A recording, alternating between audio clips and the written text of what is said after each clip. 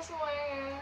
Jadi di sini saya akan membagikan hasil simulasi saya yang berjudul analisis dan visualisasi data retail store inventory berbasis pendekatan data science menggunakan MySQL dan Python. Lalu di sini saya juga memberikan 5 tujuan dari simulasi ini, di mana yang pertama untuk memindahkan dan menyelaraskan data mentah ke dalam MySQL secara taktis. Lalu yang kedua, membangun konektivitas sistem yang aman antara server MySQL dan Python menggunakan driver. Lalu yang ketiga, memperbaiki inkonsistensi tipe data objek menjadi numerik dan penanggalan yang valid via Pandas. Lalu yang keempat, ada mengidentifikasi pengaruh elastisitas harga, tren musiman, dan hubungan antar faktor ekonomi retail. Lalu yang terakhir, kelima, yaitu untuk menyajikan 7 variasi grafik informatif berbasis grid canvas. Di bagian penyimpanan atau database layer, itu kita kan menggunakan MySQL via XMPP untuk mengelola dataset. Dataset yang saya pakai itu sebesar 73.100 baris data secara terpusat. Agar menjaga efisiensinya dan pemilahan data diselesaikan langsung di server MySQL menggunakan query SQL. Sedangkan Python sendiri di sini bertindak untuk sebagai motor merender visualisasinya. Di baris paling awal, kita itu mengaktifkan perintah warning, filter warning, ignore. Dimana di sini ada fotonya juga.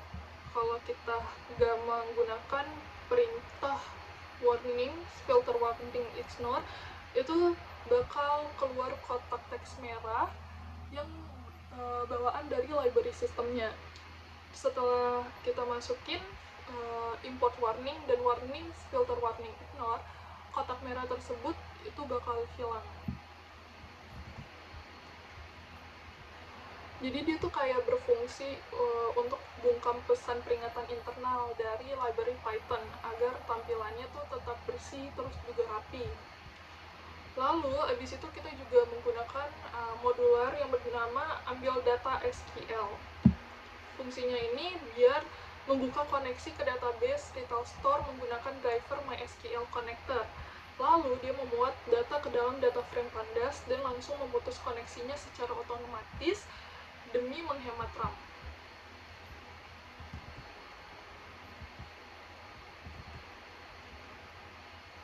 Terus di sini ada data mentah yang berhasil ditarik diselaraskan formatnya menggunakan perintah Pandas to numeric untuk memaksa teks angka menjadi numerik murni, serta fungsi Pandas to datetime untuk menyeragamkan pencatatan penanggalan pada kolom date. Nah, di sini ada hasilnya, di mana di sini juga ada tulisan koneksi sukses dari database baru XMPP. Total data berhasil dimuat sebesar 73.100,15.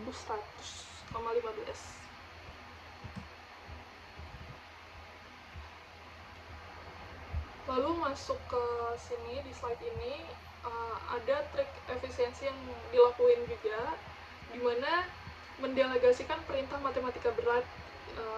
Kita menggunakan penjumlahan misalnya lewat sum, lalu pemisahan bulan lewat date format, dan pengkelompokan data lewat group by yang langsung di dalam kiner query MySQL. Hasil pemrosesan dari server ini terus kita pecah lagi ke dalam struktur tabel lokal Python, yaitu data frame 1, data frame 2, data frame 3 agar bisa merancang visualisasinya. Terus di sini kita manggil objek namanya master pilot subplot fixed size 8,4 untuk menyekat satu layer monitor menjadi tata letak matrix grid. Lalu melalui fungsi seaborn, data-data tadi kita plot menjadi grafik batang, grafik garis, trend diagram, diagram lingkaran, hingga histogram.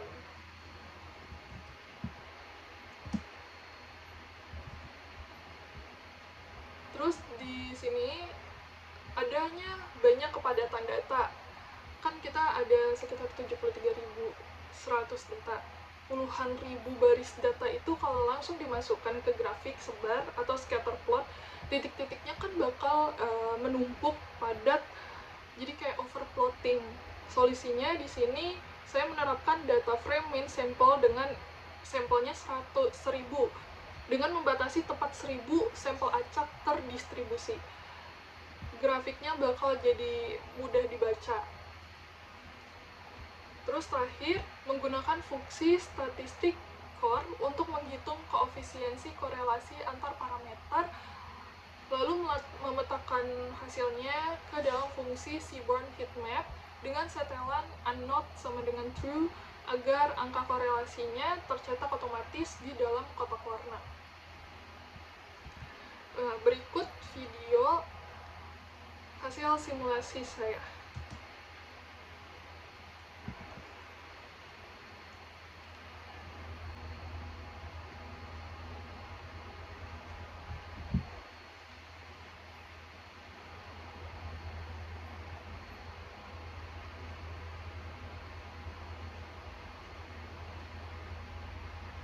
Dimana di sini semuanya baik-baik aja karena padahal di awal saya nggak masukin import warning, dan di grafik ke-6 yaitu box plot, di situ terjadi kotak teks merah. Jadi saya masukin import warning filter warning ignore. Saat di-runningkan, kotak merahnya hilang.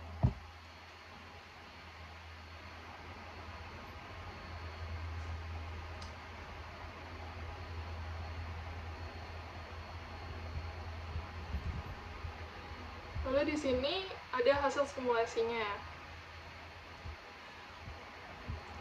Yaitu pertama ada bar chart. Ini ngurutin total unit terjual berdasarkan kategori produk dari tinggi batangnya. Itu manajemen toko bisa langsung identifikasi komoditasnya, apa yang menjadi produk paling laris, untuk diatur strategi displaynya di etalase depan gitu misalnya. Lalu ada grafik 2 tren penjualan bulanan melalui line chart. Di sini kita dapat lihat fluktuasi naik turun garis tren. Grafiknya itu bisa membantu pemilik retail mendeteksi siklus puncak belanja konsumen atau peak season, sehingga toko bisa bersiap menyambut lonjakan transaksi sebelum bulan sibuk tiba gitu. Lalu next di sini ada grafik ketiga.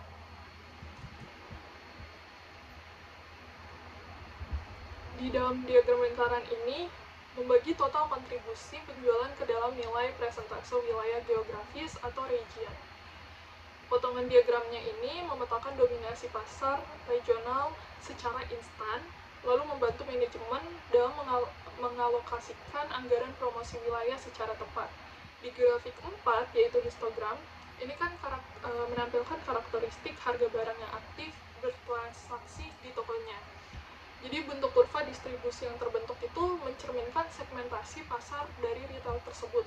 Apakah toko ini mayoritas didominasi oleh perputaran barang yang ekonomis, murah, menengah, atau justru produknya produk yang premium? Lalu di grafik kelima, plot sebaran titik antara variabel harga dan unit terjual ini membuktikan pupuk permintaan ekonomi secara real. Konsentrasi titik yang sangat padat merapat di area bawah itu nunjukin adanya elastisitas harga, di mana produk berharga rendah hingga menengah memiliki frekuensi transaksi tertinggi. Lalu ada di grafik nomor 6,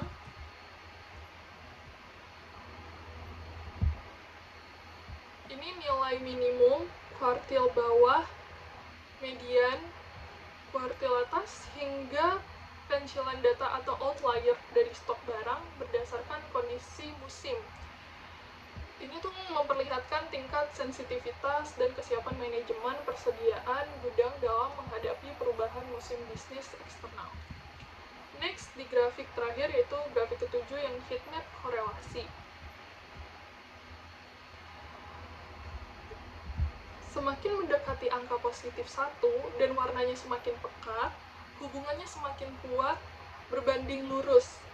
Hasil simulasinya sendiri mendeteksi adanya korelasi yang positif yang sangat kuat antara kuantitas barang yang terjual dengan volume pemesanan ulang pasokan.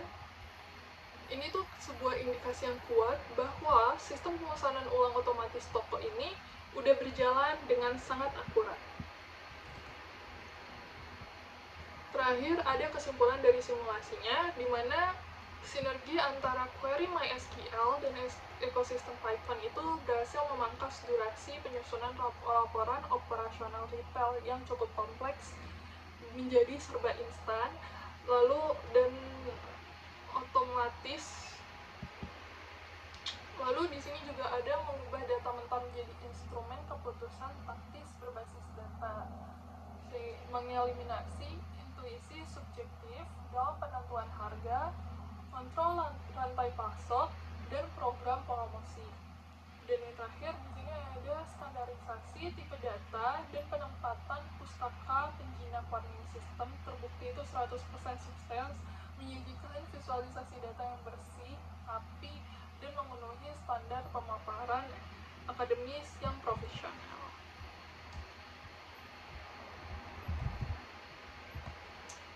Sekian presentasi dari saya, hasil simulasi saya. Terima kasih.